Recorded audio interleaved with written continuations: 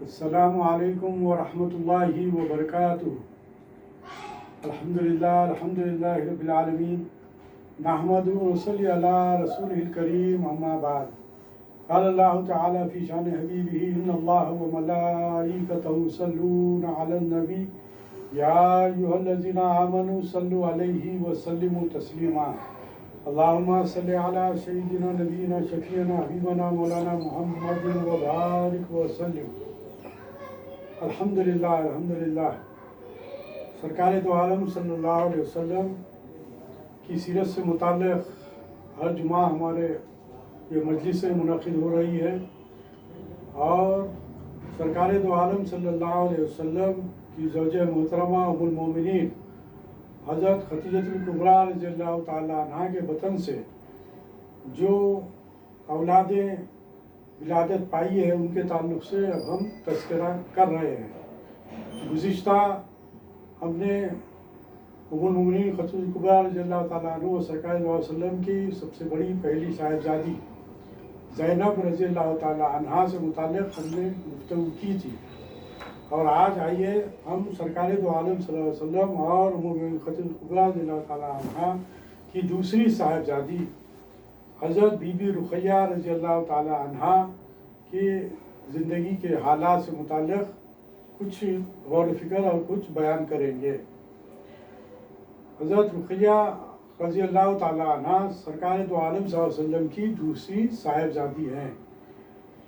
جیسا کہ میں نے آپ کے سامنے رکھا ہے بات کہ پہلی صاحبزادی بی بی زینب رہی ہیں، اور یہ دوسری صاحبزادی بی بی رقیہ، اور جس وقت سرکار صلی اللہ علیہ وسلم کی عمر مبارک 33 سال تھی، اور سرکار صلی اللہ علیہ وسلم کی بعثت کے وقت ان کی عمر 7 سال تھی، یعنی کہ بی بی رقیہ کی عمر 7 سال کی تھی جس وقت سرکار صلی اللہ علیہ وسلم کو نبوت سے سرفراز کیا گیا تھا۔ حضرت رقیہ رضی اللہ تعالیٰ عنہا کی ان سے جو چھوٹی صاحبزادی ہے ان کا نام ام کلثوم، جو ان کے بعد ان کا تذکرہ ہمارے سامنے آئے گا۔ پھر ان سے جو چھوٹی صاحبزادی ہے یعنی کہ چوتھی صاحبزادی، وہ حضرت بی بی فاطمہ الزہرا رضی اللہ تعالیٰ عنہا۔ تو یہاں پر ہم حضرت رقیہ رضی اللہ تعالیٰ عنہا سے متعلق کچھ بیان کریں گے۔ حضرت رقیہ رضی اللہ تعالیٰ عنہا کا نکاح، یعنی کہ نبوت سے پہلے ہی حضرت رقیہ کا نکاح اور حضرت ام کلثوم کا نکاح، دونوں سرکار صلی اللہ علیہ وسلم کی دونوں صاحبزادیوں کا نکاح آپ صلی اللہ علیہ وسلم کے چچا ابو لہب، جو سرکار دو علیہ وسلم کا نبوت کے بعد بہت بڑا دشمن رہا ہے، اس سے پہلے حضرت سرکار دو علیہ وسلم کی ان دونوں صاحبزادیوں کا نکاح ابو لہب کے 2 صاحبزادے، ابو لہب کے 2 بیٹے، ایک عتبہ اور دوسرے عتیبہ، ان 2 سے آپ کے 2 صاحبزادوں کا نکاح ہوا تھا۔ تو پہلا جو نکاح حضرت بی بی رقیہ کا جو پہلا نکاح ہوا تھا وہ عتبہ سے ہوا تھا، اور ام کلثوم کا نکاح جو ہوا تھا وہ بی بی ام کلثوم کا جو نکاح ہوا تھا وہ عتیبہ سے ہوا تھا۔ یہ دونوں ابو لہب کے بیٹے تھے، اور حضرت جب سرکار وسلم کے سر مبارک پر نبوت کا تاج رکھا گیا تو اس کے بعد یہ ابو لہب نے دشمنی پکڑی۔ اور ایک بات یہاں پر میں وضاحت کر دینا چاہوں گا کہ ان دونوں لڑکیوں کا جو نکاح ہوا تھا صرف نکاح ہوا تھا، رخصتی نہیں ہوئی تھی، صرف ان کے نکاح میں تھے۔ لیکن جب سرکار علیہ وسلم کے سر مبارک پر نبوت کا تاج رکھا تو اس دشمن رسول نے یعنی کہ ابو لہب نے، جو آپ کا سگا چچا تھا لیکن آپ کی دشمنی پر اتر آیا تھا، اس نے ان دونوں لڑکیوں کو، جو اس کے دونوں لڑکوں کے نکاح میں تھے، اپنے بیٹوں پر زور ڈال کر انہوں نے کہا کہ ان دونوں لڑکیوں کو طلاق دے دیں۔ تو اس طرح ان دونوں لڑکیوں کو طلاق دے دی گئی تھی، یعنی کہ بی بی رقیہ کو اور بی بی ام کلثوم کو، ان کے دونوں ابو لہب کے دونوں لڑکوں نے طلاق دے دی تھی۔ اس طرح اب یہاں پر جو واقعہ جو پیش آیا وہ یہ کہ جب طلاق دے دی گئی تو سرکار دو عالم صلی اللہ علیہ وسلم نے بی بی رقیہ کا نکاح، جو آپ کی دوسری صاحبزادی ہے، ان کا نکاح حضرت عثمان غنی رضی اللہ تعالیٰ عنہ سے کر دیا۔ جب حضور کریم صلی اللہ علیہ وسلم نے اپنی صاحبزادی حضرت رقیہ کا نکاح حضرت عثمان غنی رضی اللہ تعالیٰ عنہ سے کر دیا۔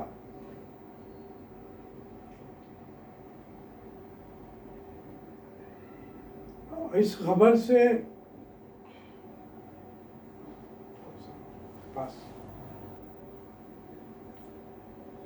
حضرت عثمان غنی رضی اللہ تعالیٰ عنہ سے حضرت بی بی رقیہ کا نکاح جب حضور کریم صلی اللہ علیہ وسلم نے اپنی صاحبزادی حضرت رقیہ کا نکاح عتبہ سے کر دیا تھا تو اس کی خبر حضرت عثمان غنی رضی اللہ تعالیٰ عنہ کو معلوم پہنچی تھی، تو وہ اس وقت وہ ابھی مسلمان نہ ہوئے تھے۔ اس خبر سے ان کو بڑا ملال ہوا اور یہ حسرت ہوئی کہ کاش میرا نکاح محمد صلی اللہ علیہ وسلم کی صاحبزادی رقیہ سے ہو جاتا۔ یہ سوچتے ہوئے وہ اپنی خالہ حضرت سعدی رضی اللہ تعالیٰ عنہ کے پاس پہنچے اور ان سے تذکرہ کیا۔ خالہ صاحبہ نے ان کو اسلام کی ترغیب دی، چونکہ حضرت عثمان غنی رضی اللہ عنہ نے ابھی اسلام قبول نہیں کیے تھے۔ وہ وہاں سے چل کر حضرت ابوبکر صدیق رضی اللہ تعالیٰ عنہ کے پاس آئے اور ان کو اپنی خالہ کی باتیں بتائی جو انہوں نے اسلام کی ترغیب دیتے ہوئے کہی تھی۔ حضرت صدیق اکبر نے ان کی باتوں کو سراہتے ہوئے خود بھی دعوت اسلام پیش کی اور فرمایا، افسوس اے عثمان، اب تک دعوت حق تم نے قبول نہیں کی۔ تم تو ہوشیار اور سمجھدار آدمی ہو، حق اور باطل کو پہچان سکتے ہو۔ یہ بت جن کو تمہاری قوم پوجتی ہے کیا گونگے پتھر نہیں ہیں جو نہ سنتے ہیں نہ دیکھتے ہیں، نہ نفع ضرر پہنچا سکتے ہیں؟ یہ سن کر حضرت عثمان غنی رضی اللہ تعالیٰ عنہ نے جواب دیا کہ بے شک آپ نے سچ کہا۔ یہ باتیں ہوئی رہی تھی کہ سید عالم صلی اللہ علیہ وسلم حضرت علی رضی اللہ تعالیٰ عنہ کے ساتھ وہاں پر پہنچے اور عثمان غنی رضی اللہ تعالیٰ عنہ نے آپ صلی اللہ علیہ وسلم کے سامنے اسلام قبول کر لیا۔ انہی دنوں میں ابو لہب کے بیٹوں نے حضرت صلی اللہ علیہ وسلم کی صاحبزادیوں کو طلاق دے دی تھی، جیسا کہ میں نے آپ کے سامنے بات رکھی۔ لہذا حضرت صلی اللہ علیہ وسلم نے حضرت رقیہ کا نکاح حضرت عثمان غنی رضی اللہ تعالیٰ عنہ سے کر دیا۔ اس سے معلوم ہوتا ہے کہ حضرت رقیہ حضرت ام کلثوم رضی اللہ تعالیٰ عنہ سے بڑی تھیں۔ دونوں کے ایک ساتھ طلاق ہوئی تو بظاہر عقل کا مختصر یہ ہے کہ پہلے بڑی دختر کی شادی ہوگی، یعنی کہ یہ باتیں جو سو تھوڑا سا تاریخ میں یہ رہی کہ ان دونوں میں کون بڑے ہے، تو اس سے ہی بات کا اندازہ لگایا جا سکتا ہے کہ یہ پہلے بی بی رقیہ کا نکاح حضرت عثمان غنی رضی اللہ تعالیٰ عنہ سے کیا گیا۔ اس سے ہی بات کا اندازہ لگایا جا سکتا ہے کہ آپ بی بی رقیہ حضرت ام کلثوم سے بڑی تھیں۔ اب جب نکاح ہو گیا تو اب اس کے بعد جو مکہ شریف میں جو مسلمان جو اسلام قبول کر رہے تھے جو بھی ان پر بہت ہی تکالیف کا انہیں سامنا کرنا پڑ رہا تھا، تو وہاں پر پھر ہجرت کا حکم دیا گیا۔ سرکار صلی اللہ علیہ وسلم نے ہجرت کا حکم دیا تو 5 نوی میں ہجرت حبشہ ہوئی۔ بہت سے صحابہ کرام ہجرت کیے۔ جو مسلمان بڑھتے جا رہے تھے اور اسلام کے حلقے بگوش کے جتھے میں اضافہ ہوتا جاتا تھا، مشرکین مکہ اسلام اور مسلمانوں کو مٹانے کی تدبیریں کرتے جاتے تھے، یعنی کہ ان پر مصائب کے پہاڑ توڑے جاتے تھے۔ ان ظالموں نے خدائے وحدہ لا شریک کے پرستاروں کو اس قدر ستایا کہ اپنے دین کی سلامتی کے لیے اور جان کی حفاظت کے لیے ان حضرات کو اپنے وطن معلوف کو چھوڑنے پر مجبور کیا۔ مسلمانوں کی ایک جماعت ترک وطن کر کے حبشہ کو چلی گئی، یعنی کہ صلی اللہ علیہ وسلم کی اجازت لے کر حبشہ کا جو مقام ہے وہاں پر یہ لوگ ہجرت کر گئے۔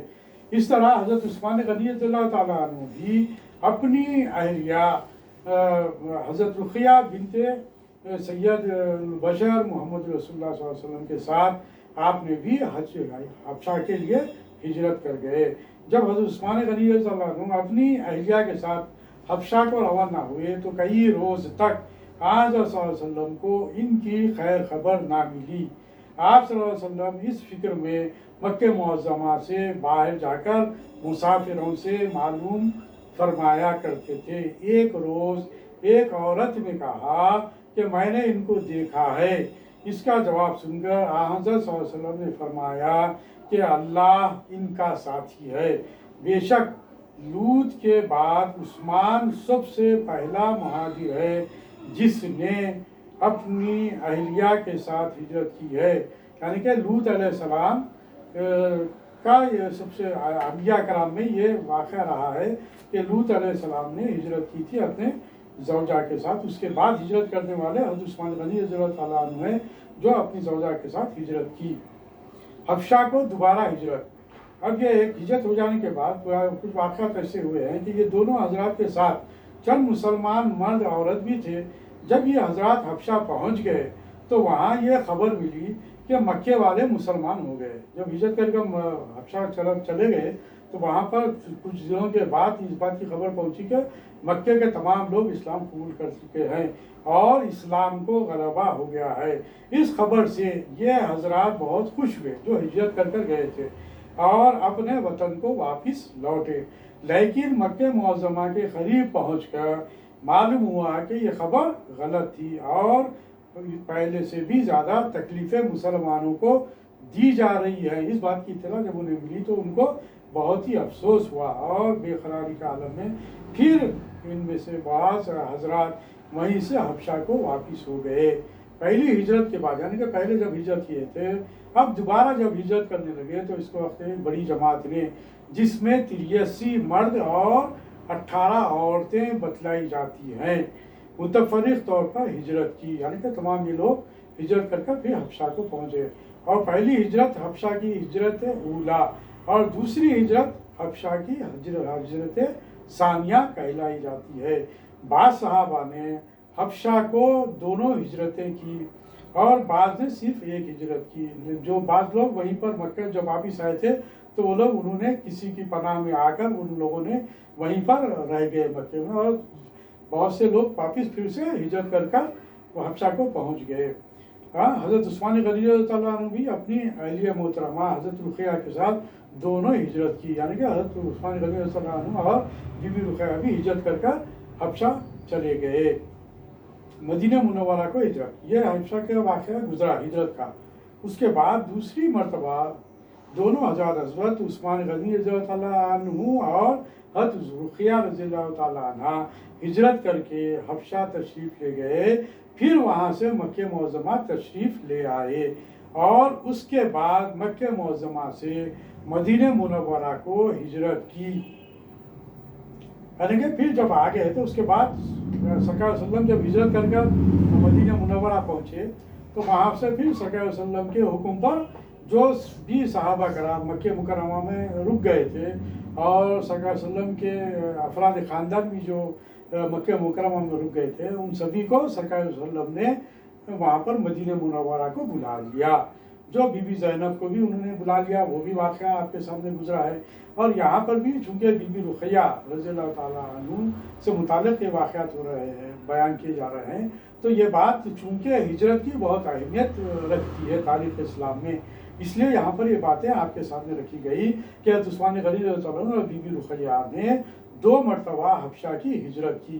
اس کے بعد پھر جب واپس مکہ تشریف لے کر آئے، اس کے بعد پھر سرکار صلی اللہ علیہ وسلم نے جب تمام اپنے افراد خاندان کو مدینہ آنے کے لیے دعوت دی، مدینہ آنے کے لیے جب کہہ دیا تو پھر ان لوگوں نے مدینہ منورہ کو ہجرت کی۔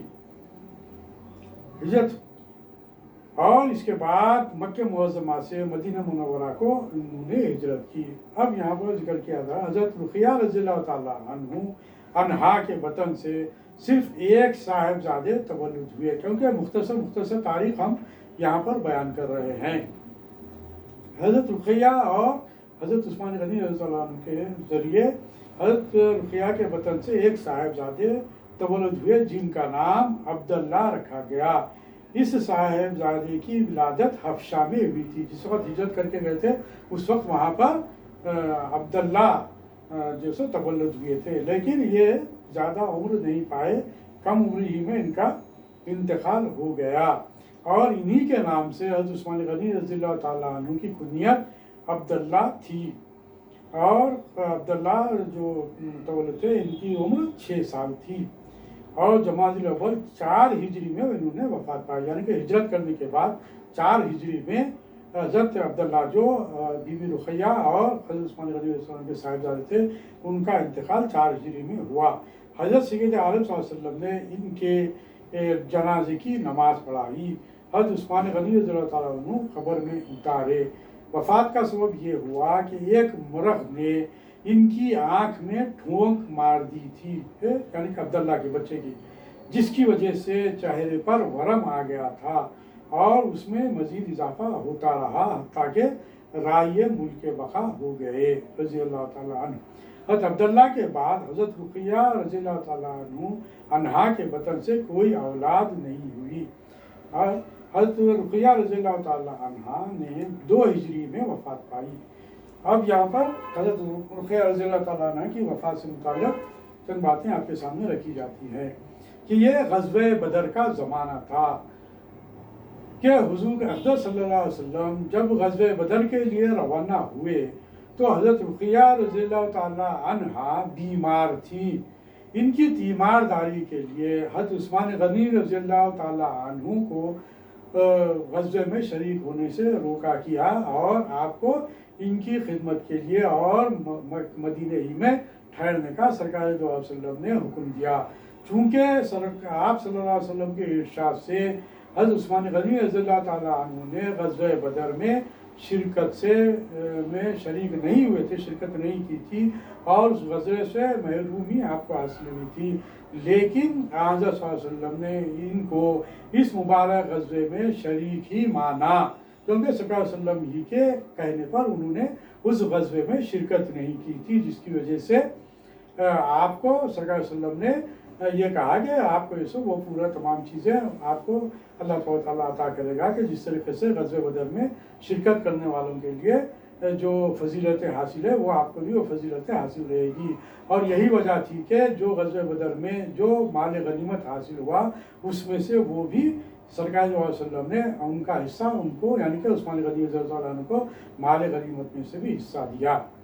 بہرحال جس روز زید بن حارثہ رضی اللہ تعالیٰ عنہ غزوہ بدر کی فتح کی خوشخبری لے کر مدینہ منورہ پہنچے، اسی روز حضرت رقیہ رضی اللہ تعالیٰ عنہ 22 برس کی عمر میں وفات پائی۔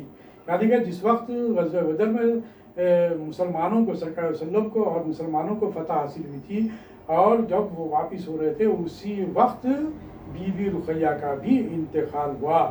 ابھی ان کو دفن کر ہی رہے تھے کہ اللہ اکبر کی آواز آئی۔ حضرت عثمان غنی رضی اللہ تعالیٰ عنہ نے حاضرین سے پوچھا کہ یہ تکبیر کیسی ہے؟ لوگوں نے توجہ سے دیکھا تو نظر آیا کہ حضرت زید بن حارثہ رضی اللہ تعالیٰ عنہ سید عالم صلی اللہ علیہ وسلم کی اونٹنی پر سوار ہیں اور معرکہ بدر سے مشرکین کی شکست اور مسلمانوں کی فتح کی خوشخبری لے کر آئے ہیں۔ حضرت رقیہ رضی اللہ تعالیٰ عنہ کے جسم میں مبارک پر سوزش والے آبلے اور زخم پڑ گئے تھے، اسی مرض میں آپ نے وفات پائی اور جنت البقیع میں آپ کی تدفین عمل میں آئی۔ سید کونین صلی اللہ علیہ وسلم غزوہ بدر کی شرکت اور مشغولیت کی وجہ سے ان کے دفن میں شریک نہ ہو سکے تھے۔ اب آئیے یہ ہم جو ہے سو اب تک بی بی رقیہ رضی اللہ تعالیٰ عنہ سے متعلق چند باتیں آپ کے سامنے رکھیں۔ اب آئیے آپ کی تیسری صاحبزادی حضرت ام کلثوم رضی اللہ تعالیٰ عنہ سے متعلق چند باتیں آپ کے سامنے رکھتے ہیں۔ حضرت سید عالم صلی اللہ علیہ وسلم کی تیسری صاحبزادی حضرت ام کلثوم تھی۔ بعض مورخین نے آپ کا نام آمنہ لکھا ہے اور کنیت ام کلثوم بتلائے ہیں۔ ان کا نکاح عتیبہ، جیسا کہ میں نے آپ کے سامنے بات رکھا کہ ان کا نکاح عتیبہ بن ابی لہب سے ہوا تھا۔ ابھی رخصتی نہ ہونے پائی تھی کہ ماں باپ کے کہنے سے، یعنی کہ ابو لہب اور اس کی بیوی ام جمیل کے کہنے سے بی بی ام کلثوم کو طلاق دے دی گئی تھی، اس کے بیٹے نے یعنی کہ عتیبہ نے طلاق دے دی تھی۔ حضرت رقیہ रज़ी अल्लाह ताला अन्हा और हज़रत उम्मे कुलसूम रज़ी अल्लाह ताला अन्हा को एक साथ तलाक हुई थी। आज़ा सल्लल्लाहु अलैहि वसल्लम ने हज़रत रुक़ैया का निकाह हज़रत उस्मान बिन अफ़्फ़ान रज़ी अल्लाह ताला अन्हु से कर दिया था और हज़रत उम्मे कुलसूम का निकाह किसी से अभी तक नहीं किया था। हत्ता कि जब हज़रत रुक़ैया की वफ़ात हो गई तो हज़रत उस्मान गनी रज़ी अल्लाह ताला अन्हु से उम्मे कुलसूम रज़ी अल्लाह ताला अन्हा का भी निकाह फरमा दिया। यह निकाह मदीने मुनव्वरा में हुआ। हज़रत उस्मान गनी रज़ी अल्लाह ताला अन्हु को यह शर्फ इम्तियाज़ी हासिल है कि इनके निकाह में एक के बाद दीगरे हुज़ूर करीम सल्लल्लाहु अलैहि वसल्लम की दो साहिबजादियाँ रही हैं। इसलिए हज़रत उस्मान गनी रज़ी अल्लाह ताला अन्हु को ज़ुन्नूरैन यानी कि दो नूर वाले कहते हैं। हज़रत सल्लल्लाहु अलैहि वसल्लम ने जब मदीने मुनव्वरा को हिजरत फरमाई थी तो अपने घर वालों को मक्के मुअज़्ज़मा छोड़ गए थे और आप सल्लल्लाहु अलैहि वसल्लम के रफ़ीक़ ख़ास हज़रत अबू बकर सिद्दीक़ रज़ियल्लाहु ताला अन्हु ने भी ऐसा ही किया था। फिर बाद मदीने मुनव्वरा पहुँचकर दोनों हज़रात ने आदमी भेजकर अपने अपने अफराद ख़ानदान को बुलवा लिया था। इस काफ़िले में हज़रत उम्मे कुलसूम और हज़रत फ़ातिमा भी थी। हज़रत उस्मान गनी रज़ी अल्लाह ताला अन्हु से बीबी उम्मे कुलसूम का जो निकाह हुआ उससे मुताल्लिक़ यहाँ पर कुछ वाक़या बयान किया जाता है। हज़रत रुक़ैया रज़ी अल्लाह ताला अन्हा की वफ़ात के कुछ अरसे बाद ही हज़रत हफ्सा रज़ी अल्लाह ताला अन्हा भी बेवा हो गई थी जो हज़रत उमर फ़ारूक रज़ी अल्लाह ताला अन्हु की साहिबजादी थी। इनके शौहर हज़रत कनीज़ बिन हुज़ैफ़ा थे। हज़रत जो मैदान जिहाद में ज़ख़म आने से उसके बाद उनकी वफ़ात हो गई थी। हज़रत हफ्सा के निकाह के लिए हज़रत उमर फ़ारूक रज़ी अल्लाह ताला अन्हु फ़िक्रमंद थे। इन्होंने इस बारे में हज़रत उस्मान गनी रज़ी अल्लाह ताला अन्हु से तज़किरा किया, यानी कि हज़रत उस्मान गनी रज़ी अल्लाह ताला अन्हु ने हज़रत उस्मान गनी रज़ी अल्लाह ताला अन्हु से अपनी साहिबजादी बीबी हज़रत हफ्सा रज़ी अल्लाह ताला अन्हा से निकाह करने की ख्वाहिश का इज़हार किया और इनसे कहा कि मेरी लड़की से तुम निकाह कर लो। इन्होंने जवाब दिया कि सरे दस मेरा अभी इरादा नहीं है, यानी कि हज़रत उस्मान गनी रज़ी अल्लाह अन्हु ने इस बात का इज़हार किया कि अभी मैं निकाह करना नहीं चाहता। नीज़ हज़रत रिवायत में बात आती है कि हज़रत उमर रज़ी अल्लाह ताला अन्हु ने हज़रत अबू बकर रज़ी अल्लाह ताला अन्हु से वही बात कही जो हज़रत उस्मान गनी रज़ी अल्लाह ताला अन्हु से कही थी, लेकिन हज़रत अबू बकर सिद्दीक़ रज़ी अल्लाह ताला अन्हु भी खामोश हो गए। हज़रत जब हज़रत सल्लल्लाहु अलैहि वसल्लम को ये मालूम हुआ कि हज़रत उमर रज़ी अल्लाह ताला अन्हु ने अपनी साहिबजादी का निकाह हज़रत उस्मान गनी रज़ी अल्लाह ताला अन्हु से करना चाहा और वो खामोश हो गए, तो आप सल्लल्लाहु अलैहि वसल्लम ने फरमाया कि उस्मान के लिए ऐसी औरत ना बता दूं जो उनके लिए हफ्सा से बेहतर है, और क्या हफ्सा के लिए ऐसा शौहर ना बता दूं जो उनके लिए उस्मान से बेहतर है। ये फरमाकर हज़रत सल्लल्लाहु अलैहि वसल्लम ने हज़रत हफ्सा रज़ी अल्लाह ताला अन्हु को अपने निकाह में ले लिया और हज़रत उम्मे कुलसूम रज़ी अल्लाह ताला अन्हा का निकाह हज़रत उस्मान गनी रज़ी अल्लाह ताला अन्हा से कर दिया।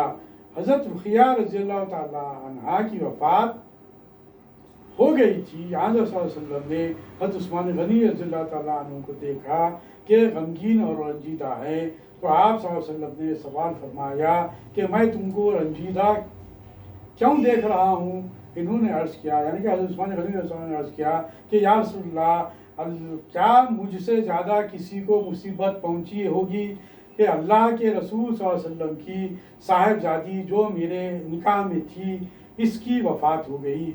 यानी कि हज़रत रुक़ैया की जब वफ़ात हो गई थी उसका उन्होंने ज़िक्र किया, जिससे मेरी कमर टूट गई और मेरा जो आप सल्लल्लाहु अलैहि वसल्लम से रिश्ता दामादी था वो नहीं रहा। ये बातें हो ही रही थी कि सैयद आलम सल्लल्लाहु अलैहि वसल्लम ने फरमाया, ऐ उस्मान, लो ये जिब्राईल आए हैं और अल्लाह की तरफ से मुझे हुक्म दे रहे हैं कि तुमसे तुम्हारी मुतवफ़ी बीवी की बहन उम्मे कुलसूम का इसी महर पर निकाह कर दूं جو تمہاری بیوی کا تھا، اور تم اس کو اس طرح رکھو جس طرح خوشگواری کے ساتھ اس کی بہن یعنی کہ بی بی رقیہ کو رکھتے تھے۔ یہ فرما کر حضرت صلی اللہ علیہ وسلم نے حضرت ام کلثوم کا نکاح حضرت عثمان غنی رضی اللہ تعالیٰ عنہ سے کر دیا۔ یہ نکاح ربیع الاول کی 3 ہجری میں ہوا اور رخصتی جمادی الثانی یعنی کہ 2 مہینے بعد 3 ہجری میں ہوئی۔ حضرت ام کلثوم نے 6 برس حضرت عثمان غنی رضی اللہ تعالیٰ عنہ کے نکاح میں رہ کر ملک عدم کو سفر کیا۔ انا للہ و انا الیہ راجعون، اور ان سے کوئی اولاد نہیں ہوئی۔ وفات حضرت ام کلثوم رضی اللہ تعالیٰ عنہ نے 9 ہجری میں ماہ شعبان میں وفات پائی۔ حضرت ام عطیہ اور حضرت اسماء بنت امیر اور بعض دوسری صحابیات نے ان کو غسل دیا اور حضرت صلی اللہ علیہ وسلم نے ان کے جنازے کی نماز پڑھائی۔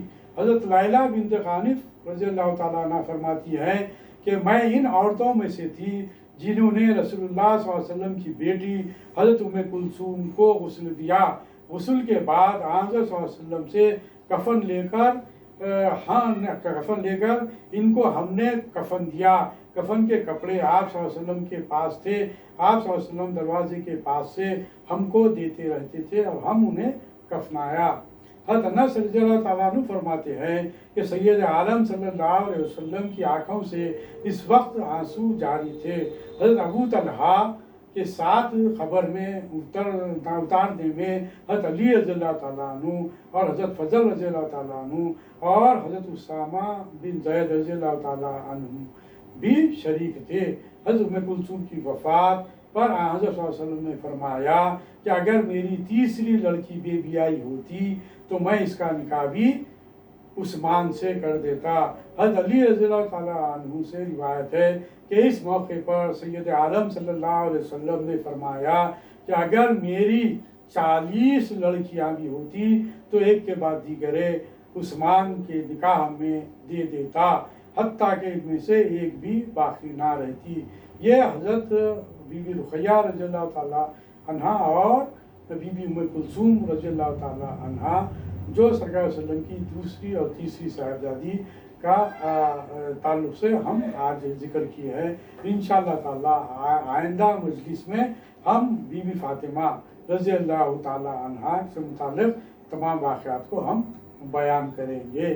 اللہ تعالیٰ سے دعا ہے کہ ہم کو ان سعید روحوں اور ان کی صاحبزادیوں کی جو زندگیاں جس حالات میں گزری ہیں ان سے واقفیت اللہ تعالیٰ ہمیں عطا فرمائے اور مزید آگے ہم کو عطا فرمائے، اور ہمیں یہ جذبہ شوق ہم کو عطا فرمائے کہ ہم سرکار دو عالم صلی اللہ علیہ وسلم کی سیرت کے ساتھ ساتھ امہات المومنین اور آپ کے صاحبزادوں کے تعلق سے بھی زندگیوں کے متعلق ہم کو آگہی حاصل ہو، تاکہ ہم اپنی زندگیوں میں اسی طریقے سے اپنی زندگی کو گزارنے والے بنائیں اور اپنی زندگیوں کو خوشگوار بنائیں، جس طرح بی بی زینب کی زندگی خوشگوار تھی اور جس طرح حضرت رقیہ اور حضرت ام کلثوم کی زندگیاں حضرت عثمان غنی رضی اللہ تعالیٰ عنہ سے خوشگوار کے حالت میں گزری، اسی طرح اللہ تعالیٰ سے دعا ہے کہ ہمارے گھروں میں بھی خوشحالی اور خوشگوار زندگی عطا فرمائے۔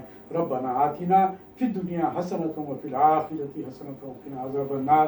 سبحانک اللہم وبحمدک اشہد ان لا الہ الا انت استغفرک واتوب الیک بفضل سبحان ربک رب العزۃ عما یصفون وسلام علی المرسلین والحمد للہ رب العالمین۔